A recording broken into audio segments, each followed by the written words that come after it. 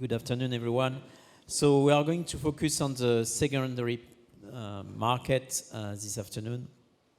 And just maybe we'll go a quick round of introduction of the different panel members. Stephane Malrait, so I'm in charge of market structure and innovation at ING Bank. Market structure is really working on a regulatory topic with ICMA, for example, and the innovation is working with FinTech companies. So I try to marry the two together. Camille. Hi, everybody. Is this working? Yeah, good.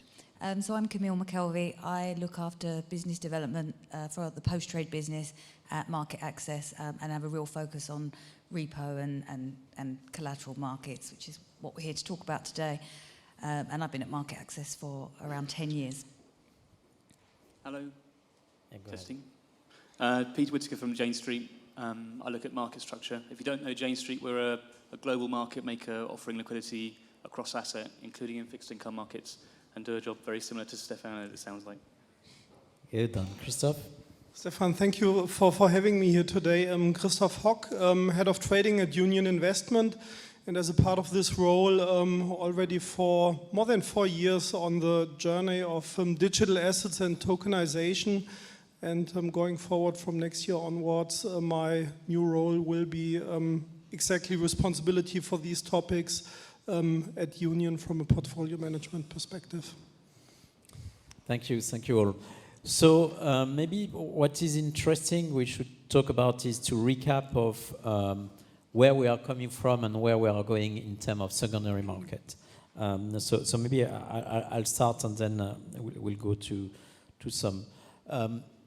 To some extent, the electronification of the secondary market started a very long time ago, probably in the year, I don't know when MarketAxess was created, 2000 or something like that, right? It's close to 20, 25 years ago for those trading venues to emerge.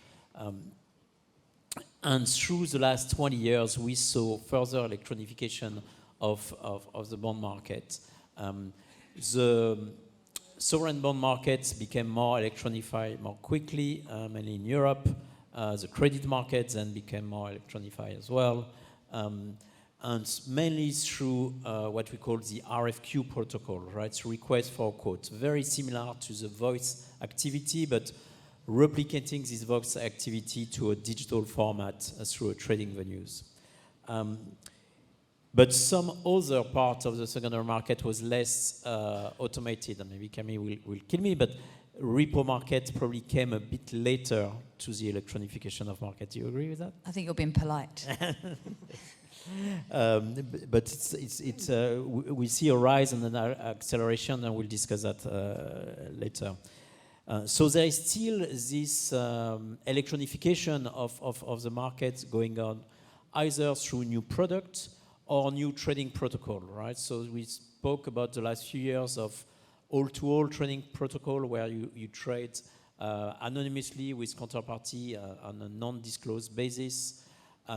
We moved towards streaming executable prices compared to an RFQ where you have a request for a price, you stream a price automatically. So those are also rising. And the last one is more direct connectivities and where liquidity provider connect electronically with their liquidity taker outside of a trading venue, so through direct pipe. So those are also things that we come. And of course, the last two that we discuss today were the rise of DLT-based technology and how it's evolved in the market. And in the last year, the rise of algorithmic AI models were start to be developed also in the fixed income market. So those are the trends. Maybe now I will ask the panel where we are now from your point of view. What do you see? And maybe I'll start with Camille. As of today, where are we on this journey? So I definitely think that the time for innovation in the repo and collateral markets is now. As you alluded to, over the past 10 or 20 years, in the case of MarketAxess, we've seen this move to electronification, automation of those RFQ protocols. but repo has been a little slower, let's say, to adopt that. But I think that's now happening, and some of those trading protocols or structures that you were just mentioning, like all-to-all, we're starting to see that in repo, as well as things like sponsored repo, which is kind of changing the makeup of what the market looks like. And because of that, the market's having to adapt itself. And I don't know if anyone here has read so ICMA put together a great repo survey, which gives you some colour on the European repo market.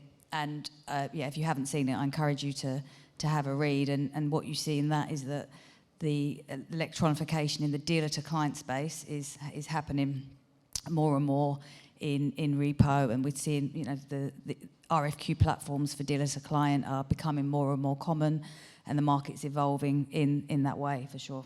And do you think it's the same in Europe versus the US, or are we ahead of the Americans, or I think different segments of the market are different. So, for example, the sponsored repo model has been to date much more successful and much more taken up than it has been here. We're now starting to look at that a bit more closely, I think.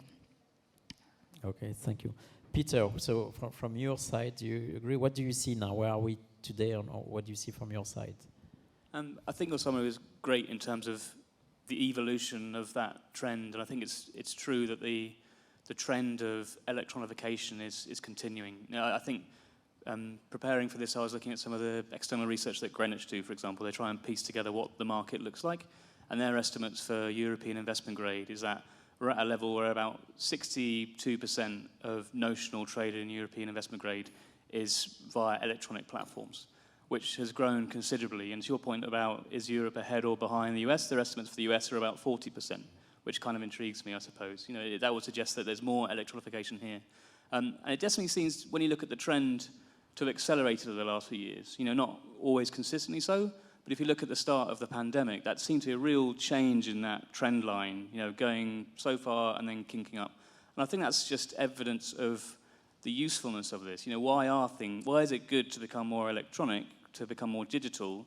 Well, there's many reasons. One of them is automation. In the pandemic, people probably were working from home. The markets were volatile. They needed to do more. Actually, using electronic platforms is a great way of doing that. And I think the other reason why that trend hasn't reverted is because those platforms can give a better result. There was an FT article about some Barclays research recently, where they looked what are the transaction costs for a like-for-like trade, voice versus electronic. And clearly this isn't true all the time, but their data suggested that for a typical trade, the transaction costs for an electronically executed trade were 40% cheaper. So investors are ultimately saving money through that, and the driver of that is because these platforms promote competition. It's not someone on the phone calling up 10 people and thinking, I can't be bothered to do another phone call, this is all too tiring. It's very systematized, it's very automated. You can ask many people for a price and trade at the best price. So your ability to get access to the market is made better. My guess is that Jane Street is mainly electronic, right?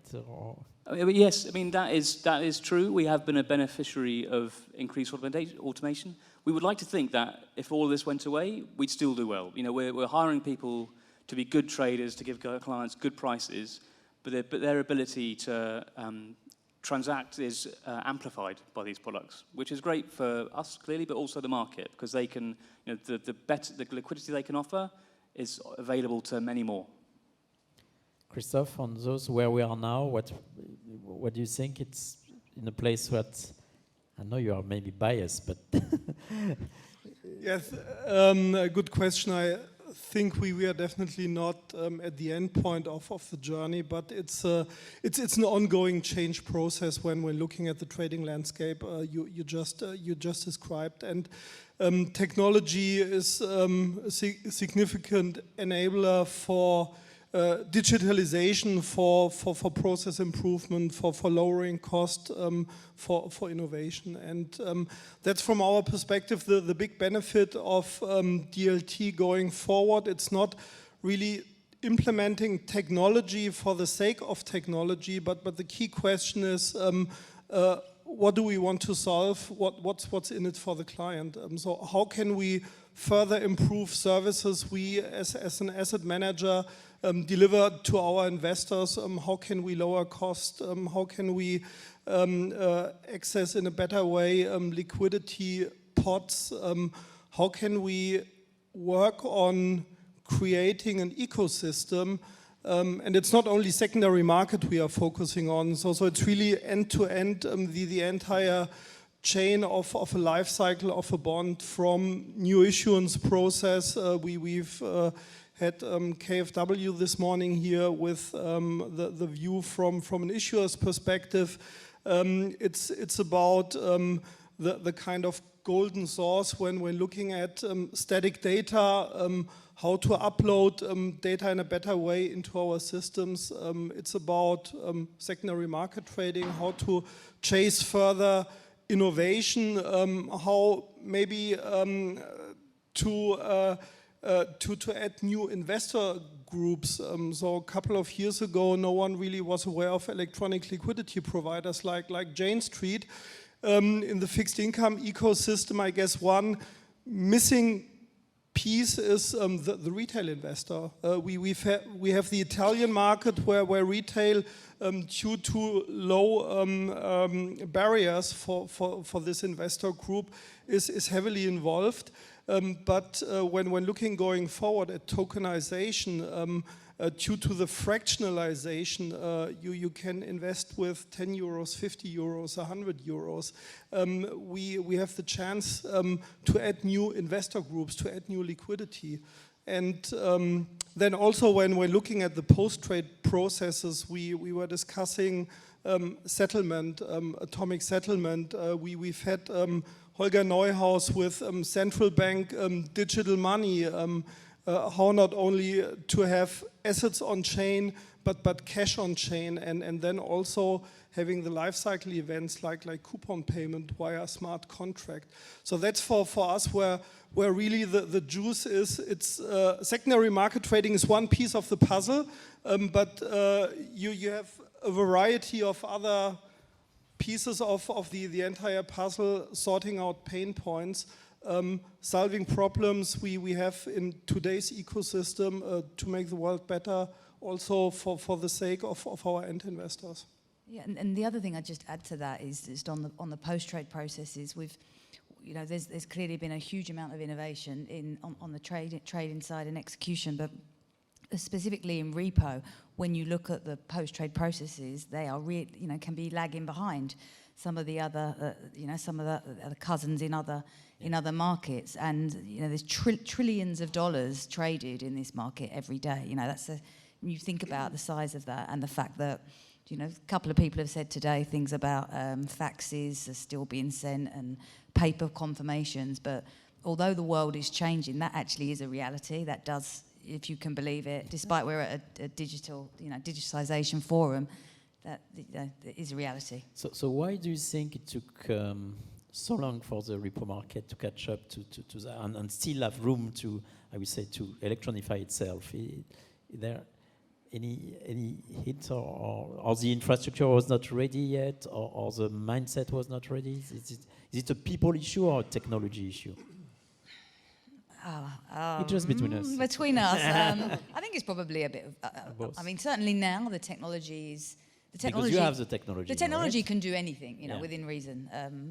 But I think there has been slower adoption or slower, less of a desire maybe. So the way that the market probably, was for a long time was inter-dealer, overnight financing between the same participants, very relationship. You'll hear that a lot. It's a relationship business, which of course relationships are important, and that shouldn't go away with all of this technology. But sometimes that can potentially stifle innovation if you're not making those changes. But I think some of the changes that are happening, like T1 that's coming around the corner next year, I think that some of those drivers mean that we have to make changes, even if we don't want to. Okay, thank you for being open. So we'll look now at probably the lesson learned from where we were to where we are now. what worked well, or what was some of the highlights or the surprise you saw in the electrification? Maybe Peter, on your side, I don't know. You are mainly electronic driven, so what do you think worked well for you in your business, or what was surprised you that maybe still doesn't work as well as you would like to be? I mean, I think it's difficult to give an answer to that question. I suppose there's many things with all of this that I think you might not be able to predict. And I suppose it was interesting when Christoph mentioned the earlier talks of how the issuance process might change, talks of having central bank digital money. I mean, those are things that it's difficult to say how, that clearly that's the trend, but when they take hold or not is also difficult to predict. And things like, one of the trends that I think has been quite informative of the market over the last few years is, simply put, how many bonds there are. Like if you go back 10 years, there are about 3 times fewer bonds as there are in the kind of European investment grade composite indices. I don't know if people were predicting that 10 years ago, but clearly that's got an impact on the market, because suddenly, for the same assets under management, if you want exposure to the whole market, you're having to trade many more names, and then has a knock-on impact on the kind of liquidity you're looking for, or the kind of liquidity that should be mirrored back to you by liquidity providers. So I think all of these things around the primary market processes, how digital they become, how quickly they're adopted by market participants who are at different stages of readiness, that's all the unexpected stuff, I suppose, right? But I suppose, Jane Street, as an example, a liquidity provider, has to be ready to change our process to mirror that. We have to reflect the market back to about how they want to trade, how we can offer liquidity. We can't really force that as ourselves. Yeah, maybe Christoph. So you move from like the traditional execution desk to more the DLT base. So maybe that will be the question. What you think didn't work as well in the traditional space to make the move? And the second question would be, why it took so long, right? So we heard this morning, it's true that DLT technology existed for 15 years, and now suddenly we are waking up to, or maybe it should solve some problem. Can you expand on those 2 points? Yeah, happy to start with your second question. And, interesting, having had the debate this morning, are we talking about evolution or is it revolution? So when looking at the 3 big changes we've had technology driven over the last 3-4 decades, we've had Web 1.0, implementation of the internet, beginning of the 90s. It took more than 7 years to have had 100 million users on the internet. I remember having had the first discussions, why do we need the internet? I need to open a line via modem. It's unstable. I get my mailings via postal service on a daily basis. All discussions similar to what we have right now. And as mentioned, it took 7 years. And then when looking at Web 2.0, platform technology, social media, Amazon, Google, and Facebook to take as an example. Facebook, by the way, nearly 5 years to get 100 million users on board. Amazon, it was questionable when they started what's in their business model. Why do I need to buy books online? I have a retail a bookseller, a bookshop.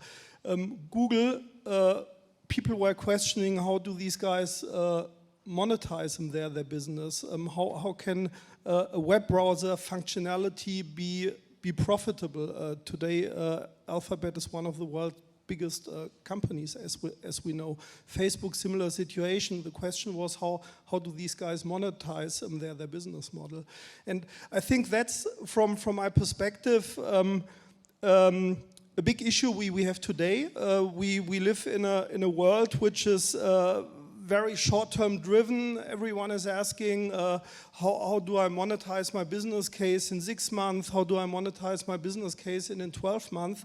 With this kind of attitude, we wouldn't have Amazon today, we wouldn't have Google, we wouldn't have Facebook today. So therefore, I'm not really in the camp saying that it took long time for DLT to make it to the markets. I wouldn't be surprised DLT in financial markets to to have a kind of hockey stick revolution, as we saw it with ChatGPT. For years we were talking about AI. For years we were talking about what are use cases for AI.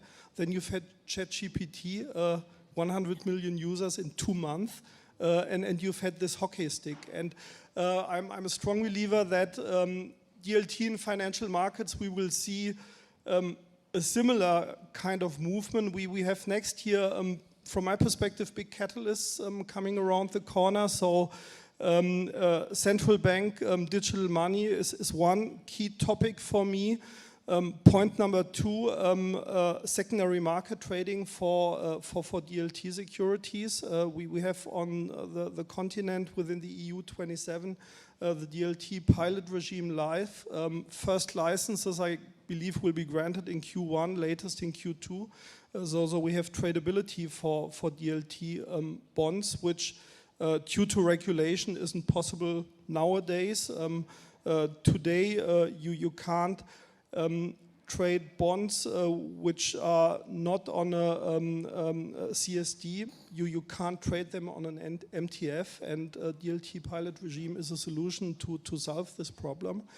For me, a big topic is also how will the Americans move into this technology. And at the moment, I guess SEC with Mr. Gensler, he has a quite cautious approach. I'm not sure how SEC will look like after the US elections. And as we know, with the Americans, when they all of a sudden start getting into this business, it takes them 3-6 months.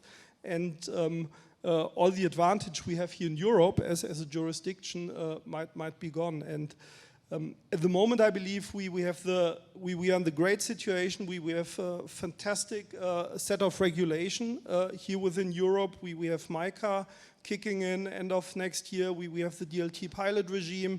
In Germany, we have the electronic securities law. So from my perspective, a key competitive advantage to the Americas. We just have to make use of it. And looking at European Capital Markets Union, I guess we have now the chance to become a regional leader in Europe on technology and not to see all the talent shifting in the US. Great, thank you.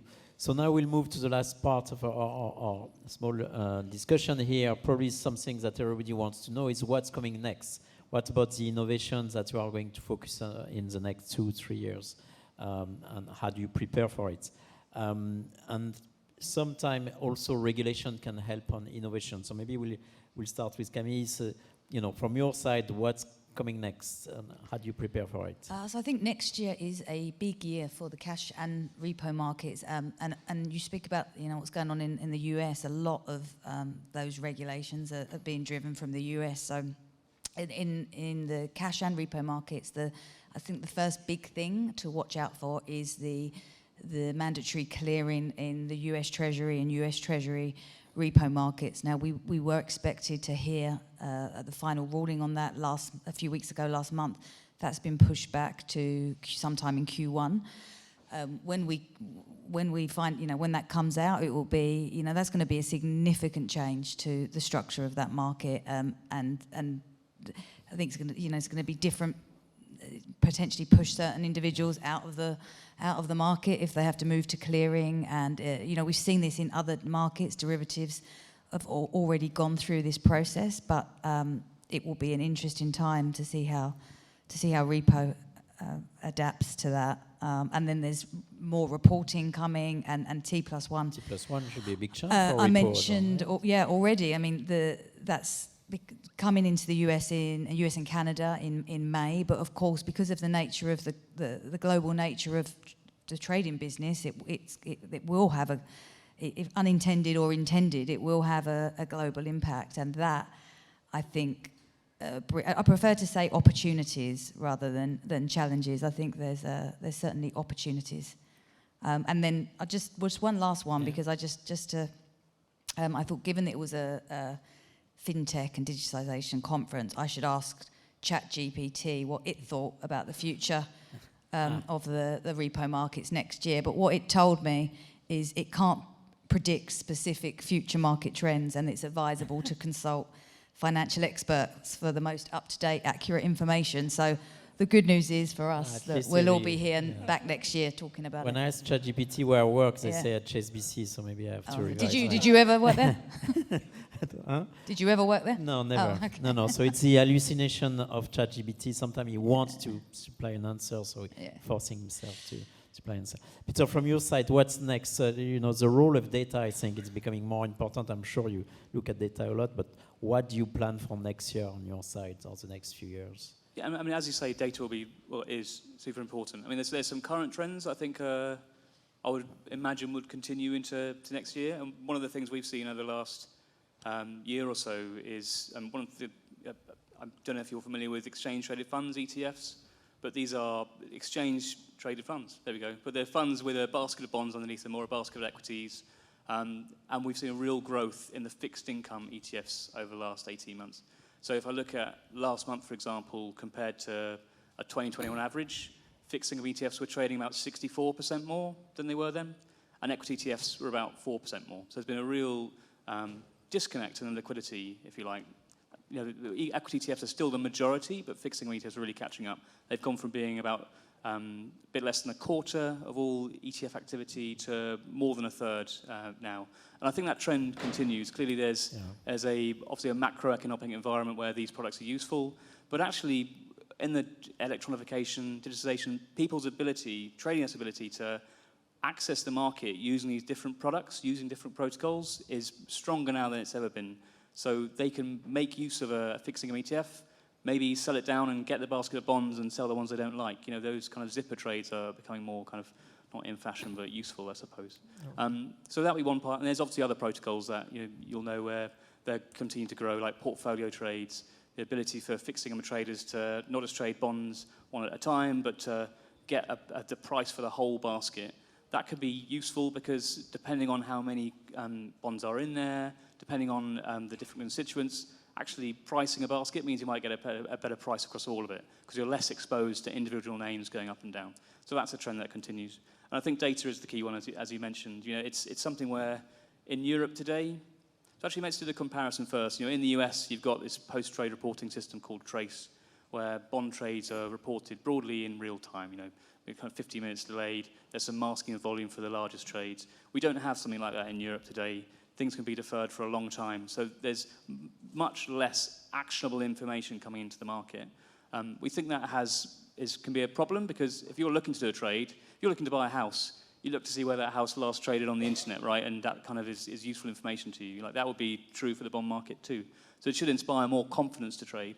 And also in just the general theme of automation, people using kind of automated processes to execute trades, they want the best, highest quality inputs into those processes possible. So real-time bond trading data would be a great input to that and would promote more of these innovations, I think. This is likely to happen over the next, I think the consolidated tape is kind of slated for middle of 2025, right? Offer there, yes. Yeah, exactly. 26, 28. Yeah, but I mean, the discussion is happening now about how much data, what deferrals there should be. So it's something to look forward to, but yeah, not going to happen next year, but that's where a lot of focus will be on. Thank you. And Christoph, what's next on your side? What do you see planning for next year? Or what would be different? So from a helicopter perspective, Stephane, what's important? Point number 1, collaboration. Point number 2, collaboration. Point number 3, collaboration. So I think it's really key. We have the fantastic chance to create an ecosystem here. It's important to have buy side, to have sell side, to have vendors, to have regulators, to have central bankers on board to discuss how we want to achieve this. How do we want to make financial markets in Europe more competitive and compelling from an investor's perspective? And technology is a way to achieve this. And as I said before, it's not technology for the sake of technology. It's technology to make use of, to make life for our investors better. And what I expect for next year? As said, secondary market trading for DLT securities. We are not only talking about bonds, we are looking at tokenizing our fund shares. From next year onwards, we will have tokenized shares. But it's not only tokenization of traditional assets. From an investor's perspective, the investable universe will widen significantly. So investing will become more of a lifestyle factor from a retail perspective. Fractionalization will lead to a democratization of investing. Small amounts are possible to be invested. ESG will also play, we didn't touch this topic so far, ESG from my perspective will play a major role. We've had one big French issuer last week coming here in Europe with a green bond. ESG data can be submitted via, again, golden data sources directly to investors. Investors, they can, going forward, invest in wind parks, in photovoltaic farms. So this topic doesn't go away. And as said, the risk is we see a hockey stick and you are not early enough with a foot in the door. Well, to get prepared for the tokenized green bonds. So we have just a few minutes left. If you have any question in the room, you can raise your hand and the microphone will come. Any question for the panels? If not, I will ask you one. So if we have the same panel next year, what will be the different topic you will go? What other topic you will bring to the panel next year? If you want to be here again. We want to start. Christoph, you start. Next year I make a bet we have significantly more buy-side involved here. We learned this morning that I guess we've been a total of 3 buy-side firms, and buy-side adoption is really key to make this a success story.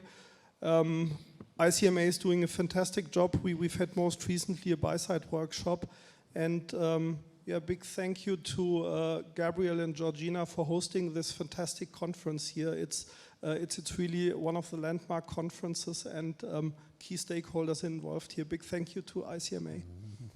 Thank you. And next year, Peter. I'm going to cheat and say the same one as Christoph, but I think it's true that one of the benefits of electronification and digitalisation is that the market becomes open to more participants. You know, the information becomes more democratized. You get more retail investors involved. You get new firms who couldn't access the market before who can because they're playing on a level playing field in terms of data. They have access to the same kind of platforms. So I think, to your point exactly, there will be a wider range of participants at conferences like that, which will be a good thing. It'll make the market more resilient, stronger, I would hope as well.